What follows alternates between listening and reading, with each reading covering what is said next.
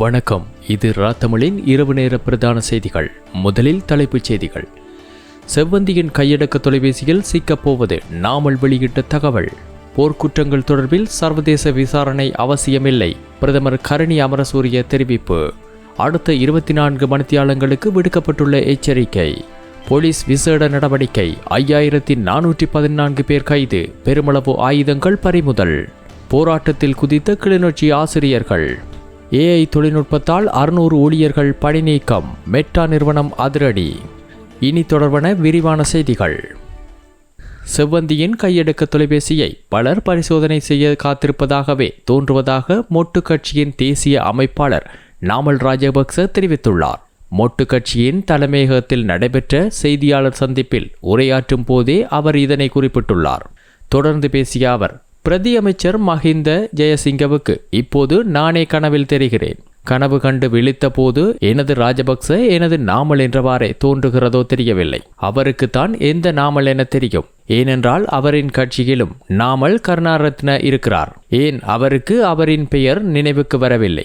சாதாரணமாக காதல் கொள்ளும் போதே பெண்கள் தங்கள் காதலனின் பெயரை என் உயிர் என பதிவு செய்வார்கள். அப்படி ஒன்றை அவர் பார்த்தார் என நினைக்கிறேன். நாட்டின் பிரஜைகளை பாதுகாப்பது அரசாங்கத்தின் கடப்பாகும். வெலிகம பிரதேச சபை தலைவர் தனது உயிருக்கு ஆபத்து என பொலிஸ்மா அதிபருக்கு தெரிவித்திருந்த நிலையில் ஏன் நடவடிக்கை எடுக்கவில்லை? அவர் பாதாள குழு தலைவரா என்பது வேறு விடயம். அப்போது ஏன் திட்டமிட்ட குற்றச் செயல்களில் ஈடுபடும் கும்பலை போலீசார் அழைத்து செல்லும் போது வீதியை மூடுகிறார்கள்? அவரின் உயிரை காப்பாற்ற வேண்டிய பொறுப்புள்ளது. அரசு தங்களின் செயற்பாடுகளை பூர்த்தி செய்து கொள்வதற்கு தங்களுக்கு எதிரான அரசியல் செயற்பாட்டாளர்களை கவனிக்காமல் விட்டுவிட்டு தங்களுக்கு தேவையானவர்களை பாதுகாக்கிறது என தெரிவித்துள்ளார். போர்க்குற்றங்கள் தொடர்பில் சர்வதேச விசாரணை அவசியமில்லை என அரசாங்கம் மீண்டும் வலியுறுத்தியுள்ளது. நாடாளுமன்றத்தில் இன்று நடைபெற்ற வாய்மொழி மூல வினாக்களுக்கு பதில் வழங்கும் போதே பிரதமர் கரணி அமரசூரிய இந்த விடயம் தொடர்பில் தெரிவித்துள்ளார். ஐக்கிய நாடுகள் மனித உரிமைகள் பேரவையில் இலங்கை தொடர்பில் நிறைவேற்றப்பட்ட தீர்மானங்கள் தொடர்பில் அரசாங்கம் உடன்படவில்லை எனவும் பிரதமர் கூறியுள்ளார். நாட்டின் மாற்றத்தை ஏற்படுத்தும் நோக்கில் அதிகாரம் வழங்கப்பட்டுள்ளதாக தெரிவித்துள்ள பிரதமர், அந்த வாய்ப்பை பயன்படுத்தி நாட்டு மக்களின் உரிமைகள் மற்றும் நல்வாழ்வை தேசிய நெறிமுறைகளினூடாக உறுதிப்படுத்த நடவடிக்கை எடுப்பதாகவும் தெரிவித்துள்ளார். வெளிப்புற நடவடிக்கைகள் நாட்டில் மேலும் பிளவுகளை ஏற்படுத்தும் எனவும் அந்த செயல்முறையானது உள்ளக செயற்பாடுகளுக்கு இடையூறாக அமையும் எனவும் பிரதமர் குறிப்பிட்டுள்ளார். இந்த விடயங்களின் அடிப்படையிலேயே சர்வதேச விசாரணைகளை அரசாங்கம் எதிர்ப்பதாகவும் பிரதமர் நாடாளுமன்றத்தில் சுட்டிக்காட்டியுள்ளார். அந்த வகையில் நம்பகமாக உள்நாட்டு பொறிமுறையினூடாக பொறுப்பு கூறல் செயற்பாடுகளை முன்னேற்றுவதற்கு அரசாங்கம் உறுதி பூண்டுள்ளதாகவும் பிரதமர் தெரிவித்துள்ளார். வளிமண்டலவியல் திணைக்களம் பலத்த காற்று, கனமழை மற்றும் கொந்தளிப்பான கடல் நிலை குறித்து எச்சரிக்கை விடுத்து அறிக்கை ஒன்றை வெளியிட்டுள்ளது.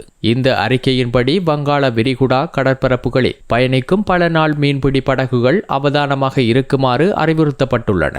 இன்று காலை 10 மணிக்கு வெளியிடப்பட்ட இந்த அறிவிப்பு அடுத்த 24 மணி நேரத்திற்கு செல்லுபடியாகும் என தெரிவிக்கப்பட்டுள்ளது. அதன்படி காங்கேசன்துறையிலிருந்து திருகோணமலை வழியாக மட்டக்களப்பு வரையான கரையோரத்திற்கு அப்பாலுள்ள ஆழமற்ற கடற்பரப்புகளில் மீன்பிடி மற்றும் கடற்படை நடவடிக்கைகளில் ஈடுபடுவோர் அவதானமாக இருக்குமாறு அறிவுறுத்தப்பட்டுள்ளனர். இன்று காலை 5:30 மணியளவில் தென்கிழக்கு வங்காள விரிகுடா கடற்பகுதியில் குறித்த அழுத்த பகுதி உருவாகியுள்ளது. இந்த அமைப்பு அடுத்த 24 மணி நேரத்தில் மேலும் வலுப்பெற்று மேற்கு வடமேற்கு திசையை நோக்கி நகரும் என எதிர்பார்க்கப்படுகிறது. அதன்படி மறு அறிவித்தல் வரும் வரை அட்சரேகை 5 முதல் 18 வரையும், கிழக்கு தீர்க்க ரேகை 80 முதல் 95 வரையும் உள்ள கடற்பரப்புகளில் மீன்பிடி மற்றும் கடற்படை நடவடிக்கைகளை தவிர்க்குமாறு அறிவுறுத்தப்பட்டுள்ளது. தற்போது அப்பகுதிகளில் மீன்பிடி நடவடிக்கைகளில் ஈடுபட்டுள்ளவர்கள் அக்டோபர் 25க்கு முன் அந்த கடற்பரப்புகளில் இருந்து வெளியேறுமாறு அறிவுறுத்தப்பட்டுள்ளனர்.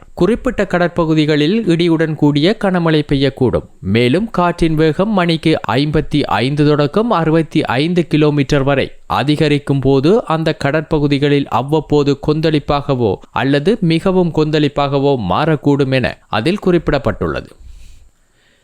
இலங்கையின் முழு நாட்டையும் உள்ளடக்கிய வகையில் ஜனவரி 12ஆம் தேதி முதல் இன்று வரை மேற்கொள்ளப்பட்ட விசேட நடவடிக்கையின் போது குற்றச் செயல்களுடன் நேரடியாக தொடர்புடைய 5414 பேர் கைது செய்யப்பட்டுள்ளனர். மேலும் சந்தேகத்தின் பேரில் 1,29,448 பேரும் பிடியாணை பிறப்பிக்கப்பட்ட 56,365 பேரும் கைது செய்யப்பட்டுள்ளதாக போலீசார் தெரிவித்தனர்.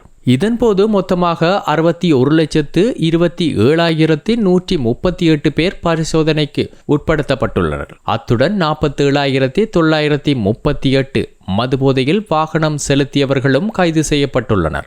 அஜாக்கிரதையாக வாகனம் செலுத்துதல் உள்ளிட்ட வீதி போக்குவரத்து விதிமீறல்கள் தொடர்பில் 7,69,933 பேருக்கு எதிராக போலீசார் சட்ட நடவடிக்கை எடுத்துள்ளனர். இந்த நடவடிக்கைகள் மூலம் ஜனவரி 1ஆம் தேதி முதல் இன்று வரை 67 T-56 துப்பாக்கிகள், 73 ரக கைத்துப்பாக்கிகள், 50 ரிவால்வர்கள் மற்றும் 1907 ஏனைய ஆயுதங்கள் உட்பட மொத்தம் 2097 துப்பாக்கிகளை போலீசார் கைப்பற்றியுள்ளனர். மேலும் ஜனவரி 1ஆம் தேதி முதல் அக்டோபர் 22ஆம் தேதி வரையான காலப்பகுதியில் மேற்கொள்ளப்பட்ட சுற்றி வளைப்புகளில் 1482 kilo 820 gram heroin, 14,434 kilo 468 gram கஞ்சா, 32 kilo 642 gram cocaine, 2,542 kilo 454 gram ice போதைப் பொருள் மற்றும் 39,61,790 போதை மாத்திரைகளை போலீசார் கைப்பற்றியுள்ளனர்.